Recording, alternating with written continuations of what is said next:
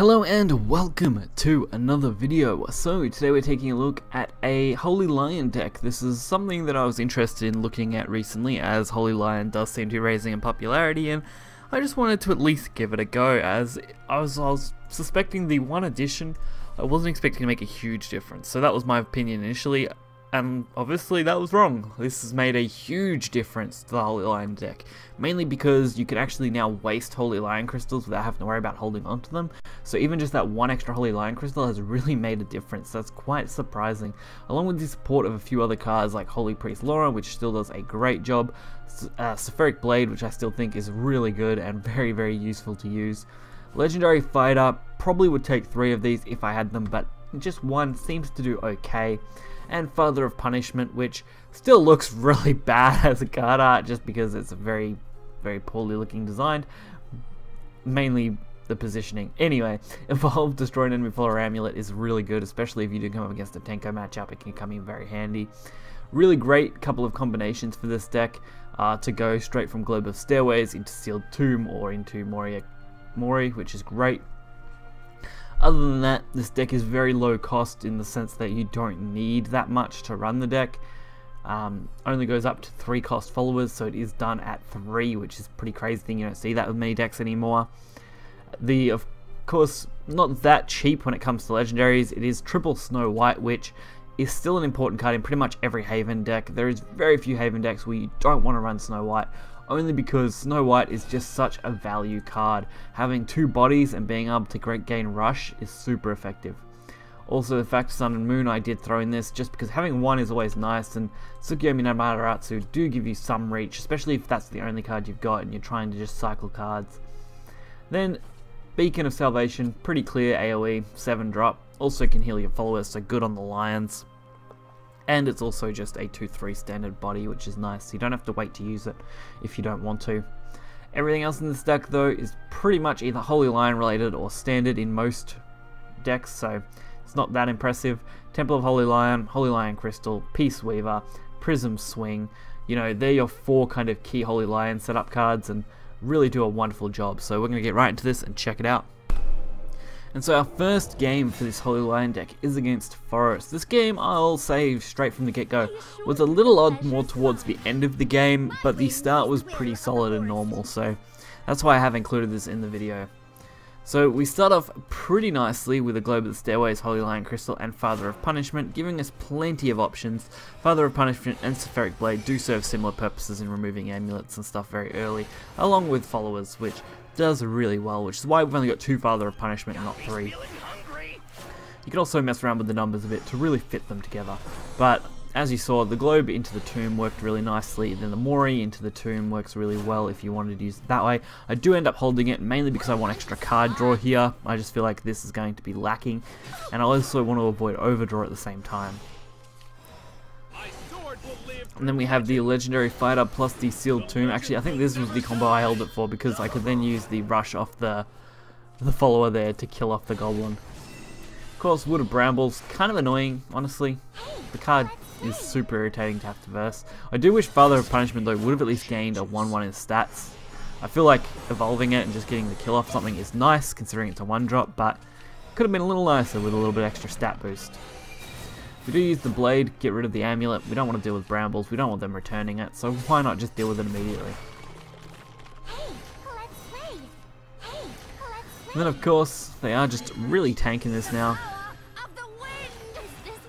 Building up their board, playing out as much as they can, which is to be expected. That's what you want to be doing. So we can go for the Father of Punishment. If we use this well, it's going to allow us quite nicely to remove 2 of these. And if we want, we can also set up our Peace Weaver, which honestly is pretty decent as a ward and gets us an extra Holy Lion Crystal to take advantage of. We still got Prism Swing, which I do want to hold for maybe just a slightly more buffed creature, which should be fine. I mean, those followers can be quite annoying. Everything else though isn't too bad to have to deal with. And this board is now pretty much ours at this point. We're going to be able to use the not the holy water, but sorry, the attack one to get rid of the 4/4 effectively without having to use prism, which will let us open up a play onto the banishment to remove everything here. We've already got 2 holy lion crystals, so we don't even need to worry about using those. Another insect lord, little annoying because it is going to get rid of the 4/2, and the elf song also a little bit annoying.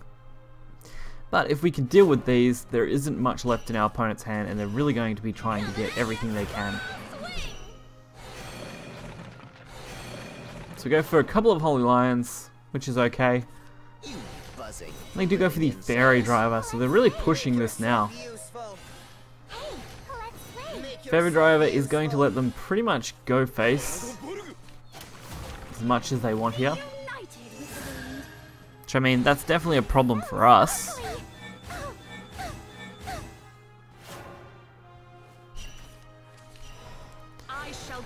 But not the worst in the world either. We did end up getting the full clear, which is great. Even though we're only on 1 health, which puts us in a really tight spot, they basically only need to draw any kind of card to give them that 1 damage. This is what I mean by the game got a little weird from here. Once I cleared that board off, they did just top deck and pass, which I thought was fine because, you know, that's pretty normal if you don't have anything decent to play.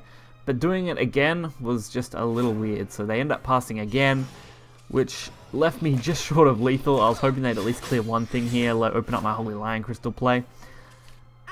But then they ended up conceding, so obviously those top decks for them must have been absolute garbage. But it did lead to us winning. Then we come up against a Rune matchup. So Rune matchups are definitely not uncommon. They're one of the definitely more popular decks right now on ladder, which doesn't surprise me at all with how good Rune can be. I actually do have plans to do another Rune video very soon, mainly because I quite enjoyed that deck when I played it last, and I plan on covering hopefully another variant. But so far, it's definitely doing well. So I do go for the early punishment because I don't really have much that I'm gonna probably want to remove against the Rune, so playing it on turn 1 should be fine. And they only go for the Conjure Golem anyway, so we are open to at least attack. Luckily I get Temple of the Holy Lion, which is great. Of course, Temple of the Holy Lion is highly susceptible to Seraphic Blade, which is absolutely horrible, especially if they do get it. Luckily, they don't have it yet, which does mean I can go for a double Holy Lion play. This is where wasting Holy Lion Crystals is fine. Being able to play 2 of them on turn 3 is a massive advantage. It does let us just kind of continue our game. Now, it didn't end up attacking the 2/2, which is good. It does let me go for my Peace Weaver with an Evo and deal a couple more damage to their face, which will get them closer to our lethal range, which for Holy Lion is usually around 12-ish. That's where you want your opponent to be. If you can get them to 12 to 14 range, Holy Lions can kill them very quickly. So a 2/2 and a 5/2 is very nice for our board. The magic missile plus the owl, not quite as impressive. I mean, they're definitely doing high amounts of spell boost, so we could be in for a Chimera, which is a nightmare if you get Giant Chimera. Despondent Chimera, not quite as bad to deal with. So we get a chance to use our Holy Lion Crystals. We can go for a couple more since we have Prism Swing. And we can push just 4 damage with this Holy Shield line. So right now, the counter on our lions should be around 4 or 5. So we should be very close to having what we need.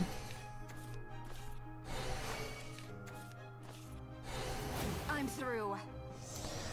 And the opponent's very quick concede. With how aggressive this deck is, it's not surprising that the opponent did concede.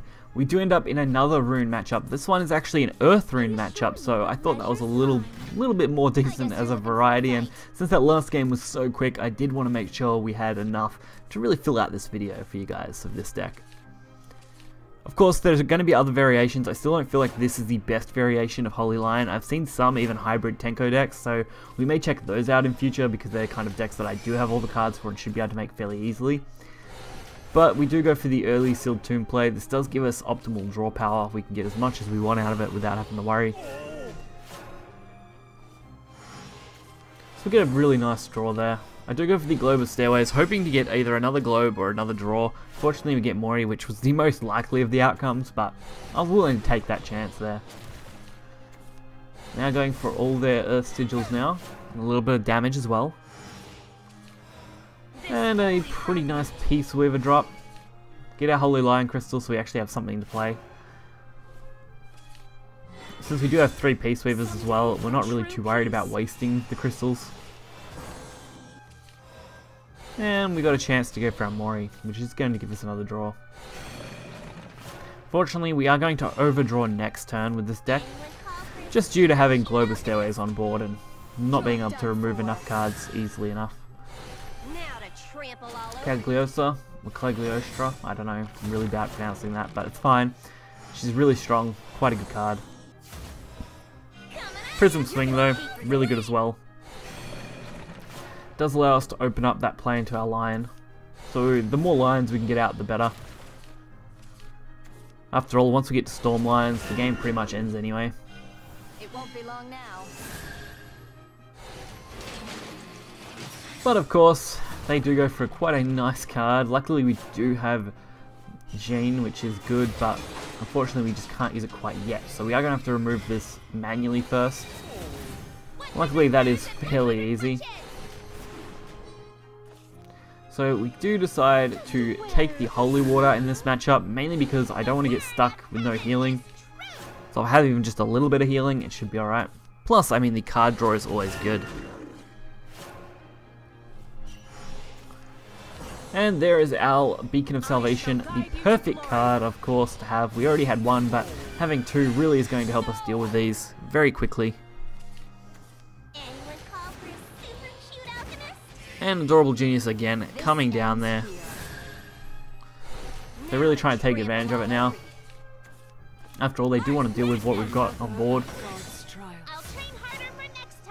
But leaving an empty board against Holy Lion is never a good idea. This does let us start to really stock up. It gives me a nice chance to play a Holy Lion.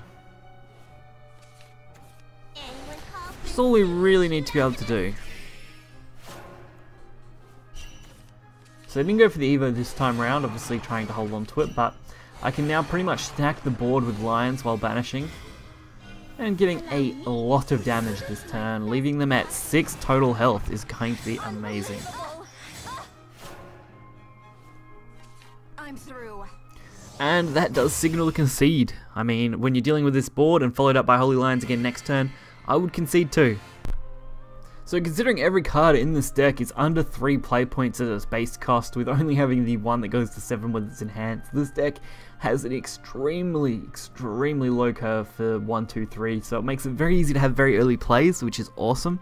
Of course, that also comes with the downside of you don't have a lot of the big end plays, but it works very nicely with Holy Lion Crystal obviously being another Enhanced 5, so we do have Enhanced 5, Enhanced 7, so we can fill out our turns pretty well and consistently have what you need. Having 4 Holy Lion Crystals basically generated, from each set, so total you end up with 12, which is pretty amazing. And of course, with multiples being spawned off those 5, you can pretty much go infinitely. So Holy Lion Crystal gets an A+ from me, and I've really enjoyed playing it. Hopefully you guys did enjoy the video. If you did, hit that like button and subscribe. You'll find the deck list in the description below, and I'll catch you guys next time. See ya.